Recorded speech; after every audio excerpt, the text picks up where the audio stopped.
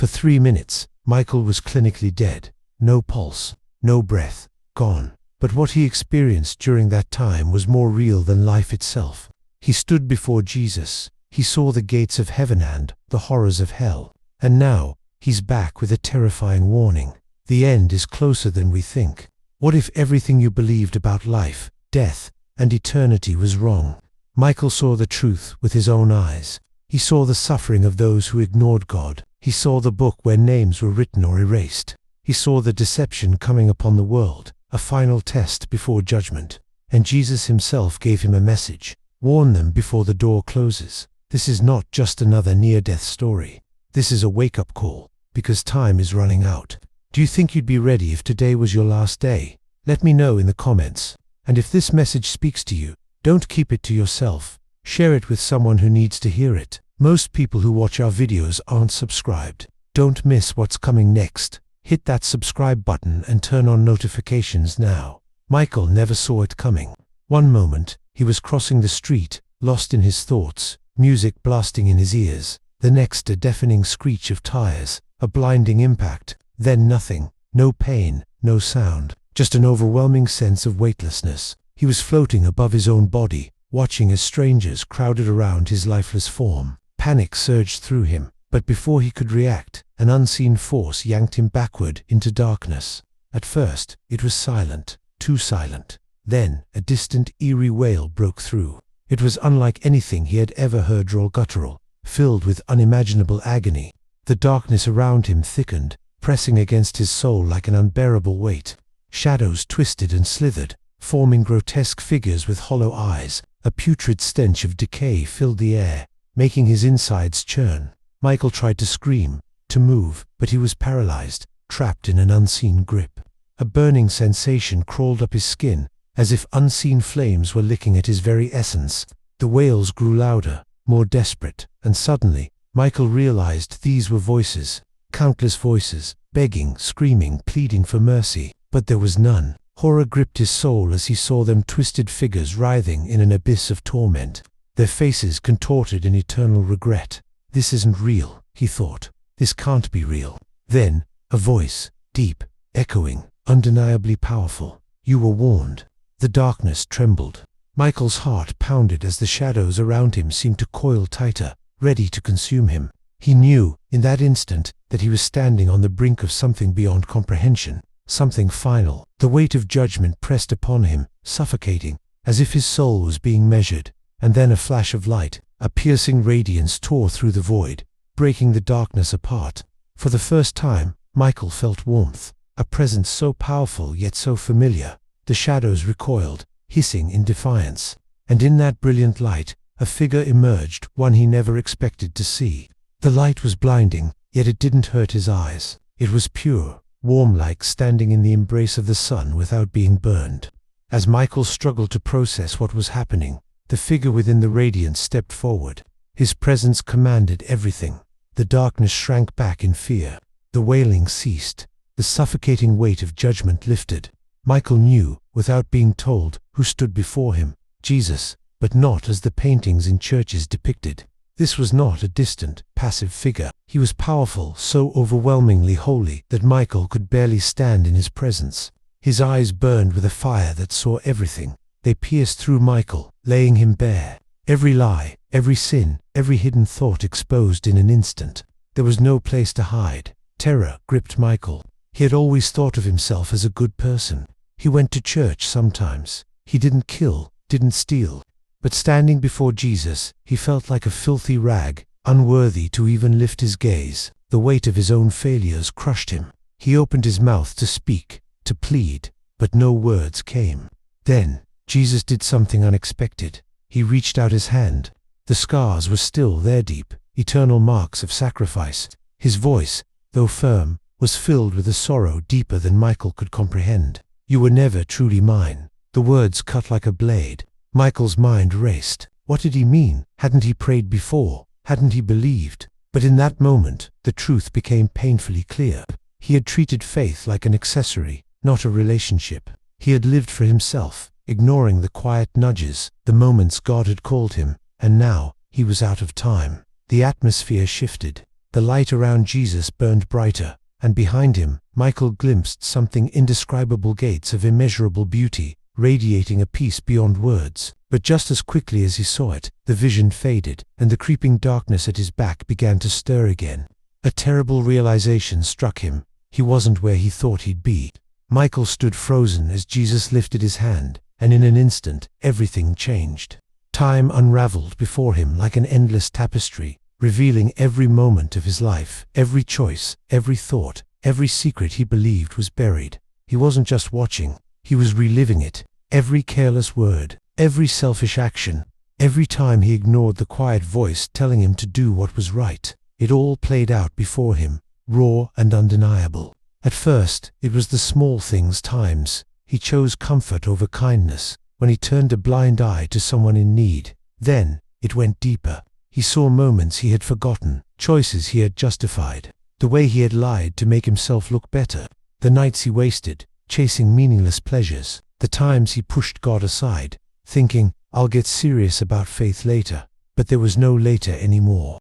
Then came the most painful part, seeing himself through the eyes of those he had hurt. He felt their disappointment, their pain, their broken trust, the careless jokes that cut deeper than he realized, the promises left unfulfilled, the prayers his mother whispered for him while he rolled his eyes, thinking she was just being dramatic. The weight of his actions crashed down on him like a tidal wave.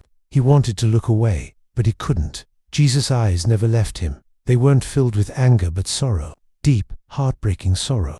"You were given chances," Jesus said, his voice steady yet filled with grief. "I called you, I waited for you, but you loved the world more than me." Michael's chest tightened. He had always assumed he was good enough. He believed in God. He wasn't a murderer or some terrible person. But now, standing in the presence of pure holiness, his excuses crumbled. The truth was undeniable. He had lived for himself, not for God, and in that moment, he understood. Believing wasn't enough. As the vision faded, the atmosphere shifted again. A chill crawled up his spine. The warmth of Jesus' presence dimmed, and behind him, the shadows began to move once more. The review of his life had ended. Now, judgment was about to begin. A sudden force yanked Michael backward. The warmth of Jesus' presence faded, and in its place came an unbearable chill. Darkness surrounded him once again, but this time, it was different. It was alive. It moved, slithered, and reached for him with unseen claws. A deep, guttural growl echoed through the void, followed by agonized screams, human screams. The air was thick with the stench of burning flesh and sulfur, so strong it made him gag. Then, he saw them. Souls, countless souls, some crouched in the shadows, their faces twisted in permanent terror. Others clawed at the unseen walls, screaming for mercy that would never come. They weren't just in pain, they were in despair. True, endless despair. They knew they were never getting out. Michael struggled, trying to move, but the ground beneath him was shifting, if it could even be called ground. It felt unstable, almost like it was swallowing him whole. Then he felt it, ice cold, skeletal hands gripping his ankles, his wrists, his throat. They were dragging him deeper. He fought, kicked, screamed, but it was useless. The more he struggled, the stronger they became. And then, a voice, a whisper, yet deafening. "You had your chance." Michael's breath caught in his throat. The presence behind that voice was more terrifying than the creatures around him. It was ancient, evil beyond comprehension, and it knew him. It knew his sins, his regrets, his weaknesses. It had been watching him his whole life. The hands tightened. A fiery wind blasted through the darkness, revealing massive gates in the distance, gates of iron, twisted and scorched, stretching endlessly into the abyss. Beyond them, the flames roared, and figures moved within them, not like people, but like shadows of what they once were, screaming, wailing, their bodies consumed, yet never burning away. Michael felt himself being pulled closer. The heat became unbearable. His skin felt like it was peeling away, though there was no fire on him yet. He knew, deep in his soul, that if he crossed those gates, there would be no return, no second chances. This was forever. Terror, unlike anything he had ever known, consumed him. "Jesus, please!" His voice cracked as he screamed. "Save me!" For a moment, there was nothing. Just the pull of the abyss, the laughter of demons, the hopelessness sinking in, and then a blinding light. Just as the darkness was about to consume him, the blinding light erupted. cutting through the abyss like a sword. The demonic hands that gripped Michael recoiled, shrieking in agony as they burned away. The entire realm trembled. The very fabric of hell seemed to crack under the weight of the presence that had arrived. Michael gasped as the force dragging him down vanished. He collapsed onto what felt like solid ground, but his body still trembled with fear. He looked up and there he was, Jesus. His radiance was even more intense than before, but this time, Michael didn't feel unworthy to look. Instead of judgment, there was something else in his eyes, mercy. With a single motion, Jesus reached out and took Michael's hand. The moment their skin touched, a surge of unimaginable power coursed through him. It wasn't just warmth, it was life itself. The pain, the fear, the weight of his sins, it all melted away in an instant. The flames that had licked at his feet vanished. The demonic whispers turned into distant echoes, retreating into the void. Then, Michael saw it. Beyond Jesus, where the darkness ended, stood a gate. But this was nothing like the iron horrors of hell. This gate shimmered like crystal, stretching beyond what his mind could comprehend. Through it, he glimpsed something breathtaking, colors beyond the human spectrum, fields that seemed alive, music that resonated with the soul itself. The very air carried a presence of overwhelming peace and love. It was home. Jesus turned to him, his expression both firm and sorrowful. Many are called, but few choose to follow. His voice carried the weight of eternity. I rescued you, but now you must decide, will you live for me, or will you return to the path you walked before? Michael's heart pounded. He didn't deserve this second chance. He knew it, but Jesus had given it to him anyway. A debt he could never repay, and in that moment, he made a vow. He returned. He would never live the same way again. The light grew brighter, engulfing everything. Heaven's gates shimmered one last time before fading. Jesus' voice echoed in his soul. Warn them before it's too late. Then, like being yanked from a dream, Michael's eyes shot open. He was back, alive. But everything had changed. Michael's chest heaved as he gasped for air, his heart pounding in his ears. But he wasn't back yet, not fully. He was somewhere in between. The radiance of heaven still surrounded him, and before him stood Jesus, now holding something in his hands. A massive book, ancient, glowing with an otherworldly light. Its pages shimmered as if they were alive. This is the book of life, Jesus said, his voice filled with authority. Every name written here belongs to those who are truly mine. Michael's breath caught in his throat as the book opened on its own. The names inside glowed with a golden brilliance, as if they pulsed with life. Some shined so brightly they were almost blinding. Others, however, flickered weakly, dim, fading. And then, there were those that had already disappeared, leaving only an empty space where they had once been. Michael swallowed hard. What does this mean? Jesus turned to him, his expression both sorrowful and resolute. Many believe they know me, but their hearts are far from me. They attend church, they pray when it's convenient, they follow traditions, but they do not truly love me. Their names were here once, but they chose the world instead. Michael's stomach twisted. He thought about all the times he had called himself a Christian while living however he wanted.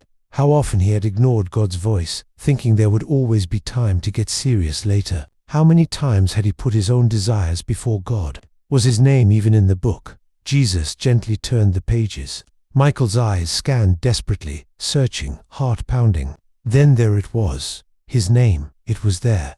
But it wasn't glowing like the others. It flickered, weak and uncertain, like a candle struggling against the wind. Tears burned his eyes. Jesus, what does this mean? Am I not saved? Jesus' gaze pierced through him. You were given life, but you never truly lived for me. You believed, but you never surrendered. He closed the book, and the sound echoed like a thunderclap. Now, I send you back. But choose wisely, Michael, for soon, the door will close. Before Michael could speak, the light exploded around him. The book of life faded, heaven vanished, and in an instant, he felt himself being pulled back to the world of the living. As Michael was pulled back toward life, another vision overtook him, one more terrifying than anything he had seen before. He was no longer in the presence of Jesus. Instead, he stood in the middle of a world that was falling apart.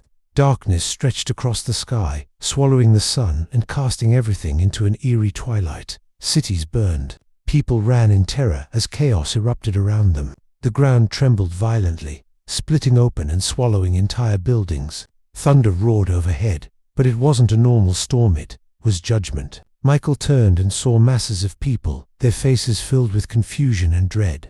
They screamed, but no one came to save them. Some fell to their knees, crying out to God, but it was too late. The door had closed.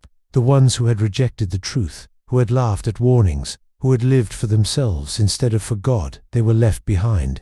Then Michael saw something even worse than Mark. People lined up in droves, their faces blank, their souls empty, receiving a dark symbol on their hands and foreheads. It pulsed with a sinister energy, and once they took it, their eyes changed lifeless. Enslaved, they had made their choice. A voice thundered through the sky, shaking the very foundations of the earth. They refused the truth and believed the lie. Now they belonged to him.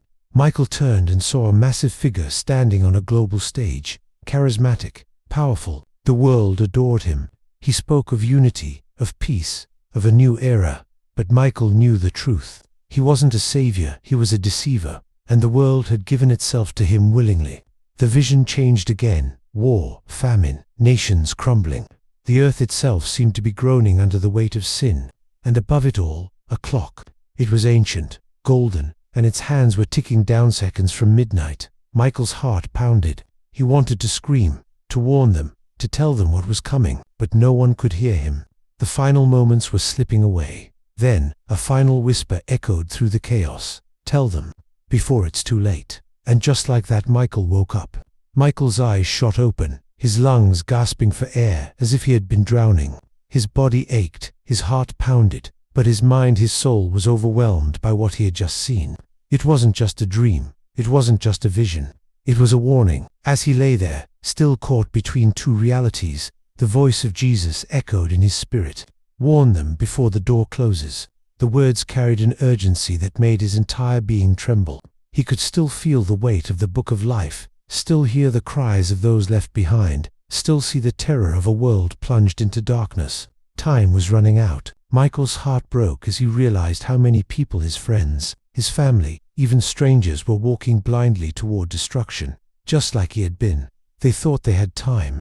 They thought faith was just about attending church, saying a quick prayer, being a good person. But Michael had seen the truth. Faith wasn't about religion. It was about truly knowing Jesus, and those who didn't, they wouldn't make it. Tears welled up in his eyes as the weight of the mission settled on his soul. This wasn't just about him anymore. It was about everyone. The world was on borrowed time, and Jesus had given him a second chance, not for his sake, but so he could warn the others. His body was still weak, but his spirit was stronger than it had ever been. He sat up, his hands shaking. He knew what he had to do. He had to tell everyone what he had seen, what Jesus had shown him, even if they mocked him, even if they didn't believe, because soon the door would close. Michael's body convulsed as paramedics worked frantically over him. 3 minutes. That's how long he had been gone. But to him, it had felt like an eternity. His soul had traveled beyond the veil, had seen the truth of what lay beyond death, and now, against all odds, he was back. Gasps filled the air as his eyes fluttered open. A medic shouted, "We've got a pulse."